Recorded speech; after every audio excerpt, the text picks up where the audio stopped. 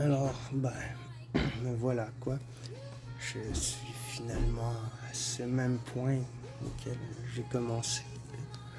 The Walking Walk of Novel Man and his initiation into speech, because the written word in terms of the speed of transmission is not at the speed of the subject of everyday life.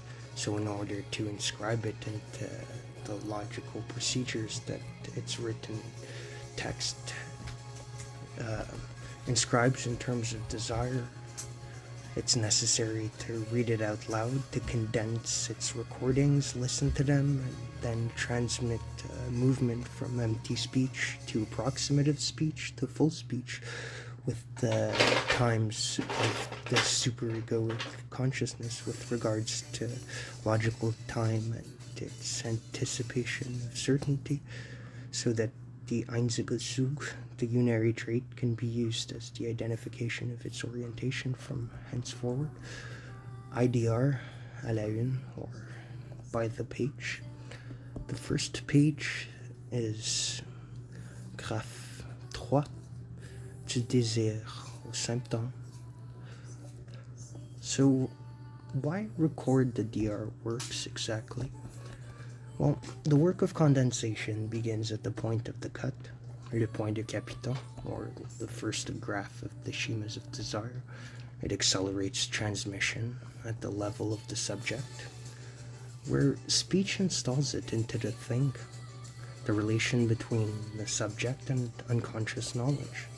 The instance of the letter begins when the spoken word orients its dialectic and rhetorical device towards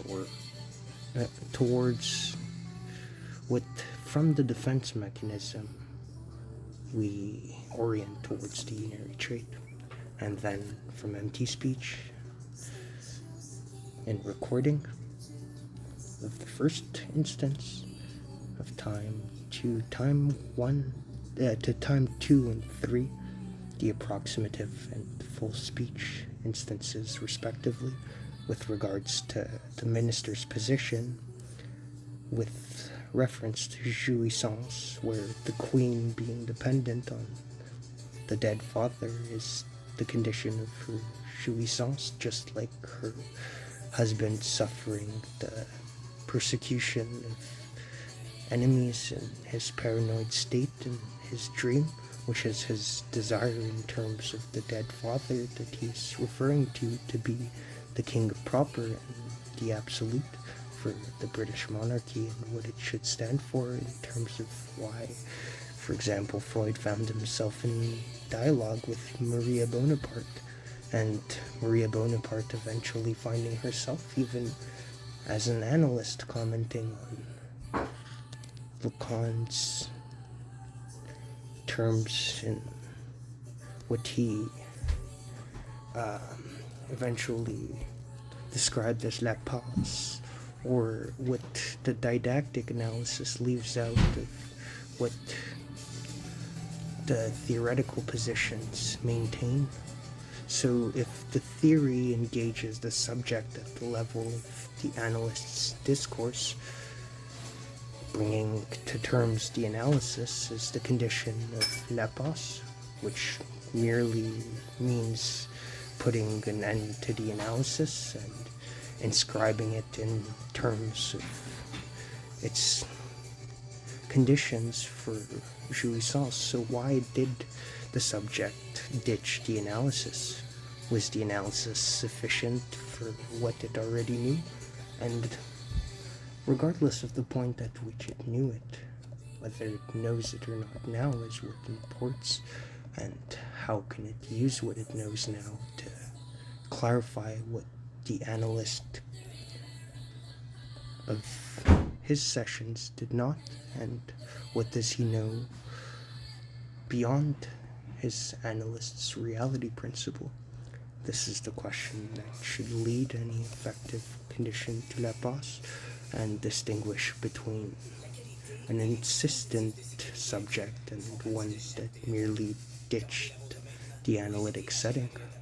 So initially there's the pervert that doesn't show up to analysis often, but even in the elements that preclude the position of the pervert, there should be a clear distinction between the pervert and the subject supposed to know that has to pretend a semblant outside of the rules of his own knowledge merely to pertain towards the conditions that would bring him to la passe, even if it was done rather quickly. So, what if Lacan's 6-year analysis with Rudolf Lowenstein was not only too short, but in fact too long? And what if these conditions could be met in a shorter time period? Would it necessitate the practitioner to be less experienced, or perhaps more experienced than Lacan in its elemental pre-coordinate positions that would describe its strength? What would be necessary would be a crossing towards the production of schema F as a failure of the Lacanian destitution, where dissolution can engage a proper singularity of the Lacanian position in terms of what analysis as a failed practice assures its future of a gained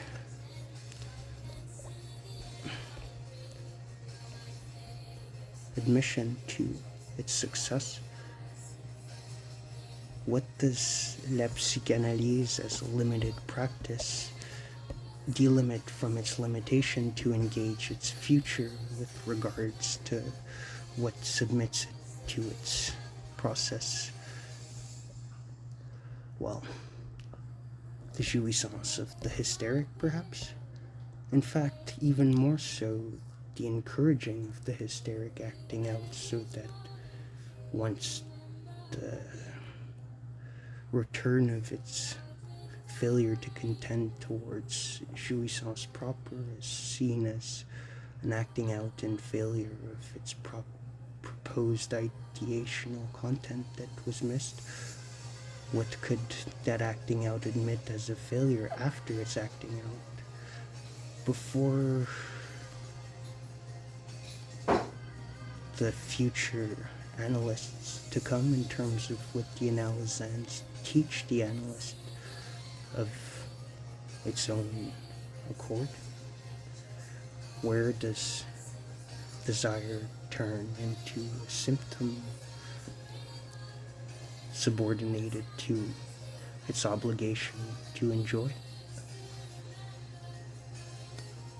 Well, my suspicion of this truth is found in the third instance, or la troisième, to simplify its device.